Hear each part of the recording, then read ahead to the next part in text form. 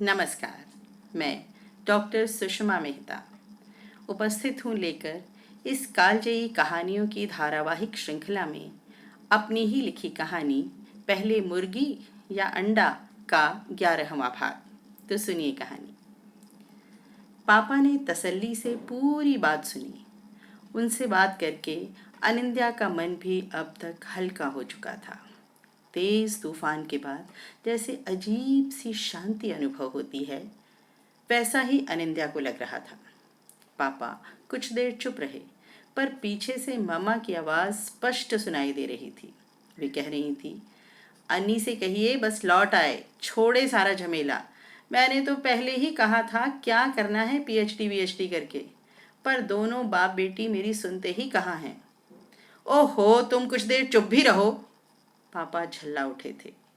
उन्होंने अनिंद्या से सधे स्वर में कहा, देख बेटा, ये तेरा डिसीजन होना चाहिए कि क्या तू सचमुच सब कुछ छोड़ छाड़ कर लौटना चाहती है।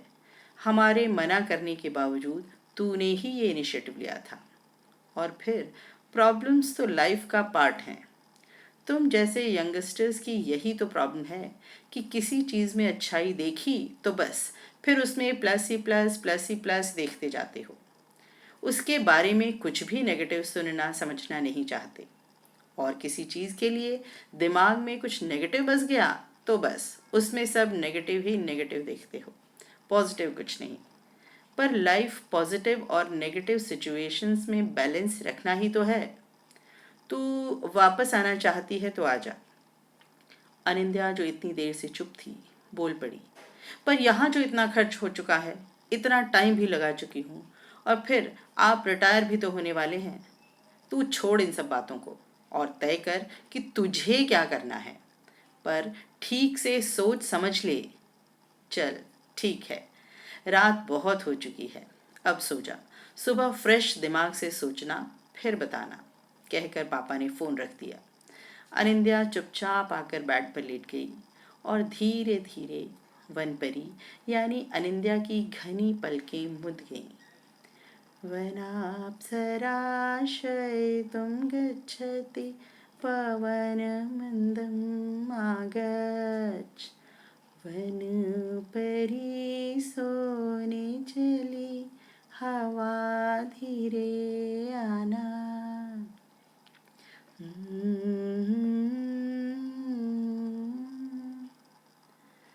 सुबह के 8 बज चुके थे।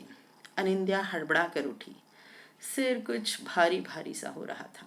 सोचा मेड से बनवा कर गर्मा गर्म एक कप चाय पिए, पर बाहर निकलते ही आंटी से सामना होगा, और वह इस समय आंटी से बात करने के मूड में तो बिल्कुल नहीं थी।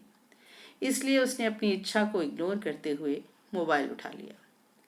ओहो, अंजलि की 5 मिस्ड कॉल्स एंड 3 मैसेजेस। जब वह पापा से बात कर रही थी तभी ये कॉल्स आई होंगी। उस समय उसने ध्यान ही नहीं दिया था। मैसेज था केवल कॉल कॉल और कॉल। उसने कॉल की। हेलो। उसके कहते ही अंजलि शुरू हो गई। कहाँ थी तू? कितनी कॉल्स की, कितने मैसेजेस किए, पर तेरा कोई रिस्पॉन्स नहीं। Everything fine? या ऑल फाइन, अनिंद्या का जवाब था। कॉल किस लिए की थी? उसने पूछा। तुझे यह बताने के लिए कि सुनिधि के हॉस्टल रूम में शायद तेरे रहने का इंतज़ाम हो जाएगा, अंजलि ने कहा। कैसे? अनिंद्या का प्रश्न था। एक्चुअली सुनिधि की रूममेट 15 डेज के लिए अपने घर जा रही है। कब? अनिंद्या ने फिर पूछा। She is going today only. वो आज ही जा रही है। तू बस तैयार होकर लाइब्रेरी आ जा, हम वहीं मिलते हैं। ओके, बाय, सी यू, कहकर अंजलि ने फ़ोन काट दिया। अनिंद्या ने फ़ोन रखा और तैयार होने चली गई। थोड़ी ही देर में वह तैयार होकर कमरे से निकली और डाइनिंग टेबल पर पहुंच गई। अंकल आंटी ब्रेकफास्ट कर चुके थे। मेड एक कप चाय और 2 आलू के गर्मा गर्म पराठे उसके सामने रख गई। आम का अचार और बटर टेबल पे ही रखा था। उसे देखकर अब सचमुच अनिंद्या को लगा कि उसे बहुत भूख लग रही है। उसने एक पराठा रोल किया और चाय के एक एक घूंट के साथ गपागप खाने लगी। ब्रेकफास्ट खत्म करके उठी ही थी कि आंटी आ गई। बेटा, पुरु कल शाम तक आ जाएगा। तो तुम इंतज़ाम कर लेना, बस एक ही हफ्ते की बात है। ओके, अनिंद्या ने जैसे पीछा छुड़ाते हुए कहा और घर से निकलने के लिए कदम बढ़ा दिए। बाहर निकलकर उसने घर के गार्डन की लाल बजरी और छोटे छोटे सफ़ेद पत्थरों से बनी पगडंडी पार की और फिर वह छोटे से लाल गेट को खोलकर सड़क पर आ गई। सर्दियाँ शुरू हो चुकी थीं, या कहूँ कि अच्छी खासी सर्दियाँ थीं, तो भी कुछ गलत नहीं होगा। अनिंद्या ने ब्लैक पैंट के साथ हाई नेक पिंक कलर का थोड़ा सा लूज पुलोवर पहना हुआ था, जो उसके चेहरे की गुलाबी रंगत को एक नई आभा दे रहा था। बड़े बड़े ब्लैक कलर के round shaped earrings, grey handbag जिस पर पेंटेड स्टाइलिश सा ए लिखा था, कंधे से नीचे तक झूलते काले रेशमी लच्छेदार खुले बाल।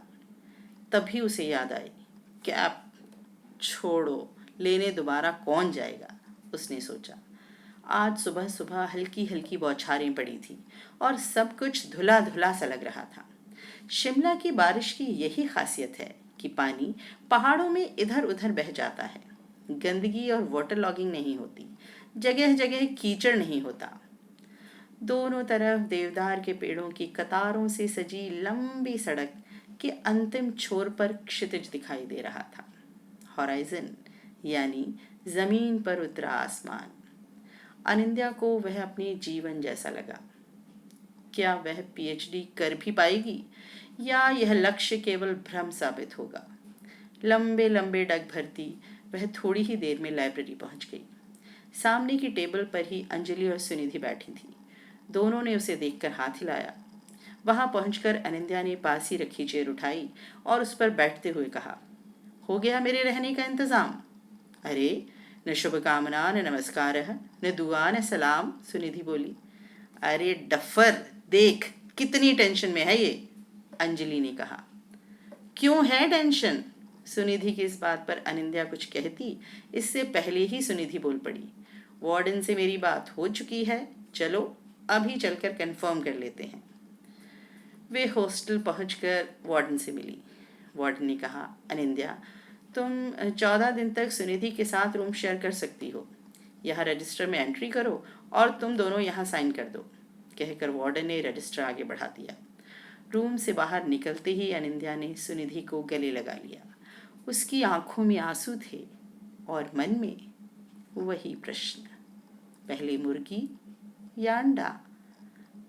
उसका इनिशिएटिव पहले या पहले समाज का सहयोग? तो आज की कहानी बस इतनी ही।